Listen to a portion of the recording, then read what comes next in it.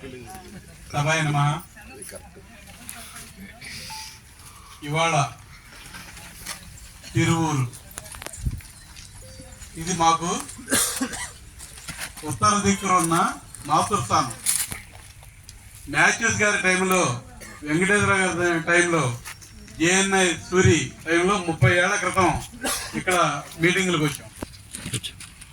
ఇవాళ వ్యవస్థలన్నీ కూడా చిన్న భిన్నం అయినా కూడా, భిన్నత్వంలో ఉన్నా కూడా ఏకత్వంగా ఉండాలని చెప్పి అనే ఆలోచన మీద ఇవాళ మీ అందరూ కూడా ఇవాళ గ్రామీణ వైద్యుల రూరల్ వైద్యుల సంక్షేమ సంఘంలో కూడా మమేకం అవుతూ వచ్చినందుకు ముందు ఇక్కడ వ్యవస్థాపక అధ్యక్షులు వెంకటేశ్వర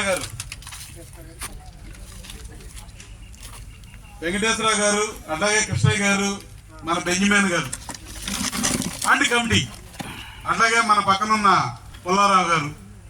నిజంగా పుల్లారావు గారితో నాకు 30 ఏళ్ల అనుభవం ఉంది గంపలగూడెంలో. ఇటువంటి వ్యక్తులందరూ కూడా ఇవాళ మనం పూర్వ వైభవాన్ని తీసుకురావాలని చెప్పని ఐక్యతతో కూడిన కూటమి ఇక్కడ రావటం చాలా సంతోషదాయకం అని చెప్పేసి ఈ సందర్భంగా మీకు తెలియజేస్తున్నాను. అదేవిధంగా మనం ఇవాళ ఆంధ్రప్రదేశ్లో 60 సంఘాలు ఉన్నాయి. మన గ్రామీణ వైద్య ప్రాక్టీస్ చేసే తరహాలో 60 సంఘాలు ఉన్నాయి. ఈ 60 సంఘాలు కూడా 3 ఫెడరేషన్లు ఉన్నాయి. ఈ 3 ఫెడరేషన్లు కూడా మనం ఉన్న ఫెడరేషన్ యామర్తి నాగేశ్వర గారు, కళ్యాణ గణపతి గారు. అదేవిధంగా మరో ఫెడరేషన్ అధ్యక్షులు జిఎస్ ప్రసాద్ గారు, రాజా సిద్ధార్థ.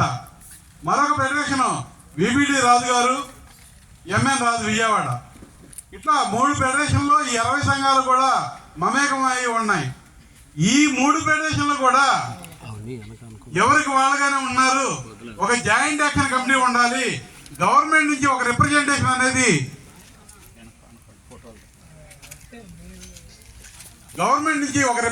ఇవ్వాలంటే ఒక జాయింట్ యాక్షన్ కమిటీ ఉండాలని చెప్పేసి ఒక ప్రతిపాదన మీద జాయింట్ యాక్షన్ కమిటీ అనేది ఏర్పడడం జరిగింది. ఇది మన తరహాలో మన ఆంధ్రప్రదేశ్లోనే జరిగింది. ఇదే విధంగా సుమారుగా భారతదేశంలో అన్ని రాష్ట్రాల్లో 10 లక్షల మంది ఉన్నారు మన తరహా వైద్యులు. దీన్ని ఇతర రాష్ట్రాల్లో కూడా ఈ యొక్క సమస్యని పెంపొందించుకోవాలని చెప్పేసి గత 20 రోజుల నాడు ఒక ఫెడరేషన్, 2 ఫెడరేషన్ వ్యక్తులు, విబిడి రాజు గారు, ఎన్ఎల్ రావు గారు, కొంతమంది వ్యక్తులు కలిసి మన జేఏసీకి అధ్యక్షులు గోవిందరెడ్డి గారు, జేఏసీకి గౌరవ అధ్యక్షులు తొండపి దశరథ జనార్దన్ గారు. తొండపి దశరథ జనార్దన్ గారి గురించి ఒక మాట చెప్పాలంటే, మన వ్యవస్థ మీద పూర్తి అవగాహన కలిగిన వ్యక్తి తొండపి దశరథ జనార్దన్ గారు.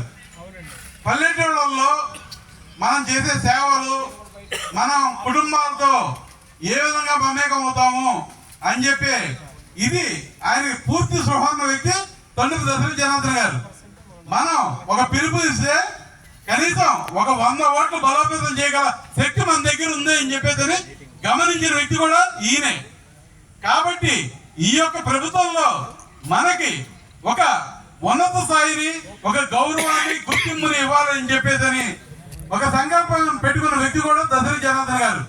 అందుకనే మీరు 60 సంఘాలు ఉండండి, మీరు 3 ఫెడరేషన్లు ఉండండి, లేదా జాయింట్ యాక్షన్ కమిటీ అని పెట్టుకోండి. వీళ్ళన్నిటికీ కూడా నేను గౌరవ అధ్యక్షుడిగా ఉన్నా కూడా, నేను గతంలో మీకు 1000 గంటల ట్రైనింగ్ ప్రోగ్రామ్ ఇచ్చిన రాజశేఖర రెడ్డి గారు మరణించిన అనంతరం దీని స్తబ్దత అయిపోయింది. అది అనవసరమైన ప్రక్రియ మాటలో. ఇప్పుడు మన ప్రభుత్వంలో సీఎం గౌరవనీయులు చంద్రబాబు నాయుడు గారితో చేయించే బాధ్యత మనది అని చెప్పి ఒక భరోసా ఇవ్వడంతో మళ్ళీ ఇప్పుడు ఈ అన్ని సంఘాలు, అన్ని ఫెడరేషన్లు కూడా ముందుకు కొనసాగుతున్నాయి. వాళ్ళ లబ్ధి వాళ్ళకుంది, మన లబ్ధి మనకు కావాలి కదా. 40-50 ఏళ్ల బట్టి ప్రాక్టీస్ చేస్తున్న వ్యక్తులు ఇవాళ ఒక దొంగల్లాగాను, ఒక కూలికోరులాగాను హాస్పిటల్కి తాళాలు వేసుకునే స్థితికి ఎందుకు దిగజారుతున్నాం? నియంత్రణ లేకపోవడం. ఒక్కొక్క జిల్లాలో ఒక్కొక్క డిఎంహెచ్ఓ గారు కొరడు నిరూపిస్తున్నారు. దీనికి గల కారణాలేంటి? ఇవాళ తెలంగాణలో 575 మంది మీద క్రిమినల్ కేసులు కట్టారు. వాళ్ళ హాస్పిటల్ని క్లోజ్ చేశారు, సీల్ చేశారు. ఇప్పటికి వాళ్ళకి దిక్కు దివాణాలు లేవు. అనైక్యత లోపం. ఐక్యత ఉండదు. వాళ్ళల్లో ఒకటి ప్రాక్టీషనర్ ఏం చేస్తాడు, క్వాలిఫై బోర్డులు పెడతాడు, నర్సింగ్ హోమ్ అని పెడతాడు, క్లినిక్ అని పెడతాడు. సూపర్ స్పెషాలిటీ హాస్పిటల్ వారి హాస్పిటల్కి మన క్వాలిఫైడ్ డాక్టర్ని విజిటింగ్ అవుతున్నారు. వాళ్ళు సహాయ సహకారం అందిస్తారని చెప్పంటే ఆ డాక్టర్ పేరేమో ఎంత చిన్న అక్షరాలు పెట్టుకుని మనవాడి పేరేమో పైన పెడతారు. ఏం చేస్తారండి? మనం గతంలో ఏ విధంగా ఒక కాంపౌండర్ లాగా పనిచేసాము, ఆ కాంపౌండర్ మైమరిచి ఇవాళ నువ్వు ఒక క్వాలిఫైడ్ డాక్టర్ దగ్గర నేను పెద్ద డాక్టర్ని అంటే వాళ్ళు ఊరుకుంటారా? ఇవాళ వాళ్ళు ఒక చట్టాన్ని తీసుకొచ్చారు, ఎన్ఎంసి అటానమీ చట్టం కింద దీని ప్రక్రియ తీసుకుని ఎన్ఎంసి అటానమీ చట్టం అంటే ఎవరిని సంప్రదించాల్సిన అవసరం లేదు. తప్పు చేసిన ఐఎంఐ డాక్టర్లు, ఎంబీబీఎస్ డాక్టర్లు కూడా నిలదీసి వాళ్ళ హాస్పిటల్ సీజ్ చేసే రైట్స్ వాళ్ళకు ఉంటాయి. వాళ్ళకి ఆ రైట్స్ ఉన్నప్పుడు మన బోడి కాలం ఏమాత్రం వ్యవహరిస్తామండి అనే స్పృహ మనకు లేదు. తెలంగాణలో ఆ విధంగా జరుగుతుంది. అదే తరహాలో ఆంధ్రప్రదేశ్ మాత్రం మన వాళ్ళు, మన నాయకులు చెప్పిన విధంగా ఇవాళ డిఎంహెచ్ఓలు, ప్రభుత్వ యంత్రాంగం మీరు బోర్డులు పెట్టుకోవద్దు, డాక్టర్ అనే పేరు పెట్టుకోవద్దు, మీరు క్లినిక్లు పెట్టద్దు అని చెప్పి అన్నప్పుడు గత 30 సంవత్సరాల క్రితమే మనం డాక్టర్ అనే పదం వాడకూడదు. బోర్డుల మీద పిలవచ్చు, దాన్ని బయట ఉన్న వ్యక్తులు పిలవచ్చు, కాకపోతే మనం డాక్టర్ అనే పదం బోర్డు మీద ఉండకూడదు. అట్లాగే మన బోర్డు ప్రథమ చికిత్సా కేంద్రాన్ని కానీ ఫస్ట్ ఎయిడ్ సెంటర్ అని కానీ పెట్టాలని చెప్పేసి ఆనాడే మనం ప్రకటించాం. ఇవాళ మన కొత్తగా మనకు నేర్పాల్సిన అవసరాలు ఏం లేవు. దానికి పందాగా మనం 1000 గంటల ట్రైనింగ్ లో, కమ్యూనిటీ పారామెడికల్ ట్రైనింగ్ లో ఒక అధ్యాయం ఉంది. ఇది నువ్వు ఎదుటి వ్యక్తితో ఏ విధమైన బిహేవింగ్ చేయాలి, కమ్యూనిటీ పారామెడిక్ వైద్య సేవకుడు ఏ విధంగా బిహేవ్ చేయాలి, వాడిని చక్కగా మర్యాదపూర్వకంగా పిలవడం, సమాజంలో ఒక గుర్తింపునిచ్చే విధంగా మనం మాట్లాడటం, మన వ్యవహార శైలి ఒక పద్ధతి ప్రకారం ఉండటం. అంతేగాని నేను డాక్టర్ని చెత్త మెళ్ళ వేసుకుని బళ్ళమ్మడి తిరుగుతాను, రోడ్లమ్మడి తిరుగుతాను అని చెప్పేసి అంటే అది అనైక్యతం అని చెప్పేసి అని ఇవాళ ఇటువంటి వ్యవస్థలో ఉన్నా కూడా మనం కావాలి. మనం ఎప్పుడు పడితే అప్పుడు సిఎంఈ క్లాసులు ఒక అవగాహన సదస్సు ఇవ్వండి అని చెప్పి అనగానే 4 డాక్టర్లు వచ్చారు ఇవాళ. నిజంగా మనందరం కూడా వాళ్ళకి హ్యాట్సాప్ చెప్పాలి అందరూ కూడా. ఎందుకంటే ఇటువంటి తరుణంలో కూడా మిమ్మల్ని మేము ఎడ్యుకేటెడ్ చేస్తాం, మేము ఇచ్చే స్పెషలైజేషన్ మీద మీకు పూర్తి అవగాహన కలిగిస్తాం అని చెప్పి రావటం మన అదృష్టంగా భావిస్తారు వాళ్ళకి. ఇటువంటి తరుణంలో మనం ఎంత ఇందాక మా కోలాంటి అని చెప్పారు, హైయర్ యాంటీబయాటిక్లు ఇవ్వటం. నేనేదో పెద్ద ఇది లేక మందు షాప్ నుంచి ఒక టన్నులు బసాలు మందు తీసుకుంటే ఎవరు ఊరుకుంటారండి? డ్రగ్ ఇన్స్పెక్టర్ ఊరుకుంటారా? ఇవాళ విచ్ఛిన్నం అయిపోతుంది. ఆ వ్యవస్థని మన ఉనికిని కాపాడుకోవాల్సిన అవసరం ఎంతైనా ఉంది మిత్రమా. కాబట్టి మనం ఒళ్ళు దగ్గర పెట్టుకుని చేసుకోకపోతే మాకు గుడివాడ పక్కనే 13 కిలోమీటర్లు. ఇవాళ పత్రికా రంగం ఎంతో శాసిస్తోంది. నిజంగా చెప్పాలంటే ఒక పొలిటీషియన్ కూడా శాసించే వ్యక్తి ఎవరైనా ఉన్నారంటే పత్రికా రంగం. అటువంటి పత్రికా రంగాన్ని కూడా ఖేతరు చేయని వైద్యులు ఉన్నారంటే మన గ్రామీణ వైద్యులే. ఎందుకంటే ఐఎంఐ డాక్టర్లు కూడా పత్రికా విలేకరులని చక్కని సంభాషణతో, చక్కని పిలుపుతో వాళ్ళు ఉంటారు. ఇవాళ అటువంటి దుస్థితికి దిగదార్చే విధానం ఏదైనా ఉందంటే మన గ్రామీణ వైద్యులు అని చెప్పవచ్చు. అటువంటి ఒళ్ళు బలుపుతో చేస్తున్న పనులే ఇవాళ పామర్లో 6 క్లినిక్లు సీల్ చేసి ఇవాళకి తాళాలు ఇప్పించుకోవాలని పరిస్థితి ఏర్పడ్డాం. ఎందుకు? తోటి వ్యక్తితో మనం కమ్యూనికేట్ చేయలేకపోవడం అనేది ప్రధాన కారణం. వాళ్ళు ఇవాళ ఇయర్ ఎండింగ్ అనేసరికి మంత్లీ యాడ్లకు వస్తారు. చక్కగా ఏదో వాళ్ళు ఇచ్చిన బాబు మా ప్రాక్టీస్లు ఎంత అని చెప్పేసి అంతా సరిపోయేది. అది లేకుండా వాళ్ళు మన ఇష్టానుసారం మనం ఏదో మాట్లాడేసుకుంటే వాళ్ళు ఎట్లా ఊరుకుంటారు? ఒక సోషల్ మీడియాలో ఒక పదం ఒకటి వచ్చింది, దాన్ని ఏంటంటే డిఎంహెచ్ఓ చూసుకుంది. ఆ తరహాలో వెంటనే 6 క్లినిక్లు బంద్ చేయడం అనేది జరిగింది.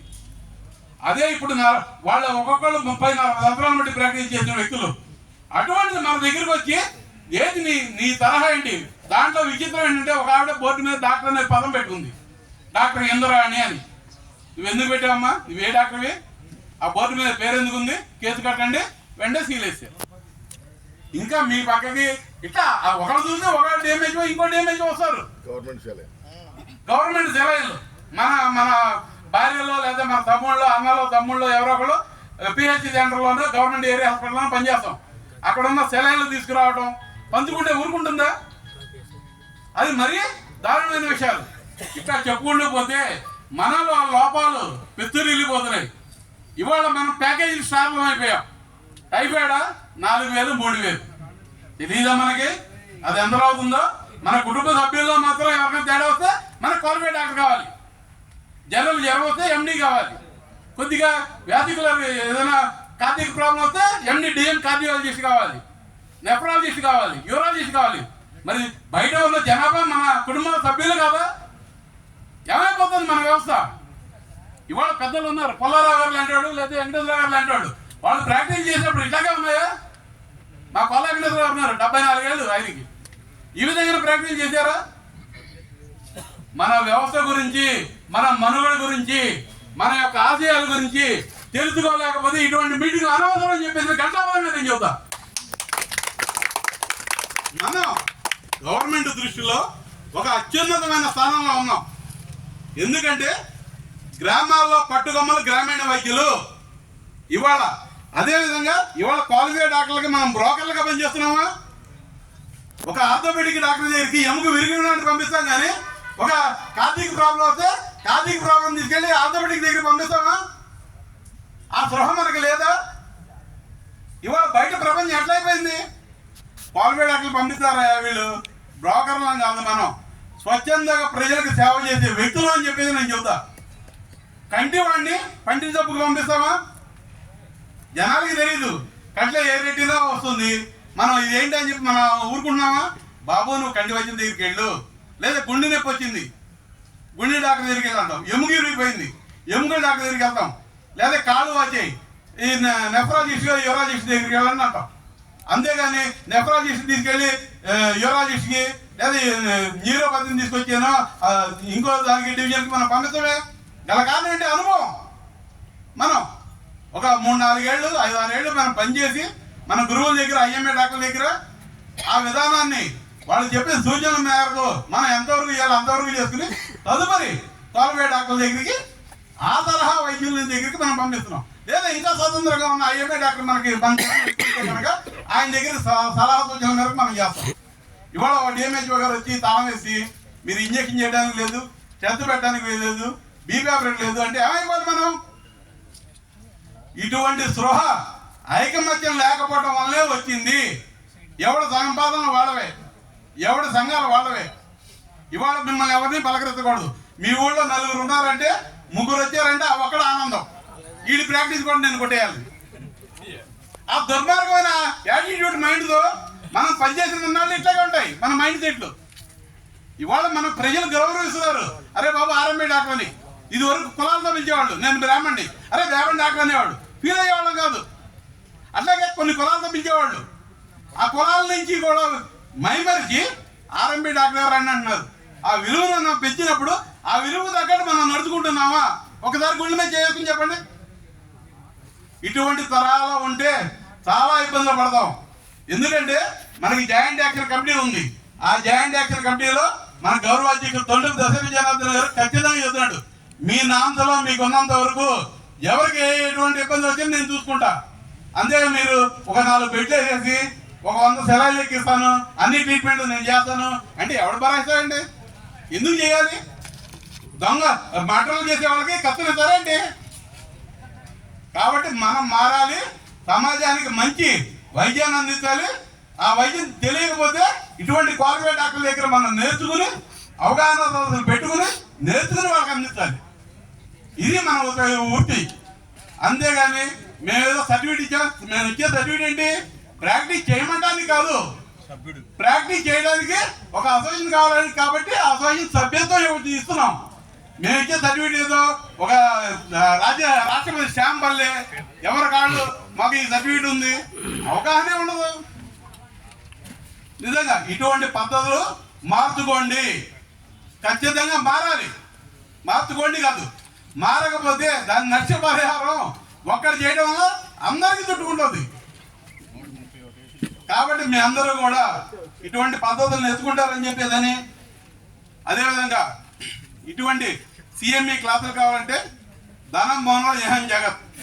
నిజంగా ఇటువంటి ధనంలో కూడా వీరి హాస్పిటల్ నుంచి మనం ముగ్గురు డాక్టర్లు వచ్చి ఇవాళ క్లాస్ ఇవ్వడం అంటే సుమారు ₹1,00,000 ఖర్చు ఉంది. ఎవరు భరాయిస్తారు? ఎందుకు భరాయించాలి? వాళ్ళకి మనం సహాయ సహకారాలు అందిస్తే మన కాని కేసులకి వాళ్ళు చేస్తారు, మన పేరు మిగులుతుంది. వాళ్ళు మనం పరిచయం అవడం వల్ల, ఎందుకంటే వాళ్ళ రిప్రజెంటేషన్ వ్యవస్థ ఉంటుంది. మీ అందరి దగ్గరికి పంపించాలంటే బోర్డు ఖర్చు అవుతుంది. మీ అందరినీ పెట్టాలంటే మనకి ఒక ఫోన్ కాల్, ఒక ఇది అది మన సెక్రటరీ మంచి చూసుకుంటారు, కమిటీ చూసుకుంటుంది. ఈ విధంగా మనకి తేలిక, వాళ్ళకి తేలిక, వ్యత్యాసం ఉండదు. ప్లస్ ఇంతమంది సమావేశంలో వాళ్ళు చూసేసరికి మన యొక్క విధి విధానాలని వాళ్ళకి తెలుస్తాయి.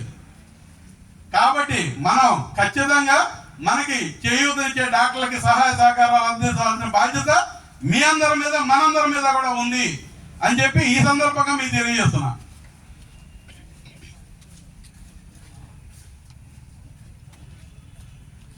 త్వరలోనే మనందరికీ కూడా మంచి రోజులు వస్తాయని చెప్పేసి ఈ ప్రభుత్వంలో కోరుకుందాం. ఒకవేళ రాకపోయినా కూడా మన యొక్క విలువలను కాపాడుకున్నంతకాలం ఏ ఒక్కళ్ళు మనం ఏమీ చేయలేరు. ఇది మాత్రం గుర్తెరగండి మిత్రమా. మన సంకటితం, మన యొక్క బలం ఉన్నంతకాలం మన ఎవరు ఏం చేయరు. మన లిమిట్స్లో మనం చేసుకున్నంతకాలం. ఇది దారి తప్పిన రోజు మాత్రం ఖచ్చితంగా మీరు అనిపిస్తారు, అందరూ అనిపిస్తారు, దాంతో మేము అనిపిస్తాం. కాబట్టి ఇవన్నీ సూచనలు జాగ్రత్త చేసుకుంటూ నాకు ఇచ్చిన 5 నిమిషాలు 10 నిమిషాలు అయినట్టుంది. Sorry sir. ఇటువంటి మాట విన్నందుకు మీ అందరికీ కూడా శతకోటి వందనాలు తెలియజేస్తుంది. థ్యాంక్ యూ వందనాలు.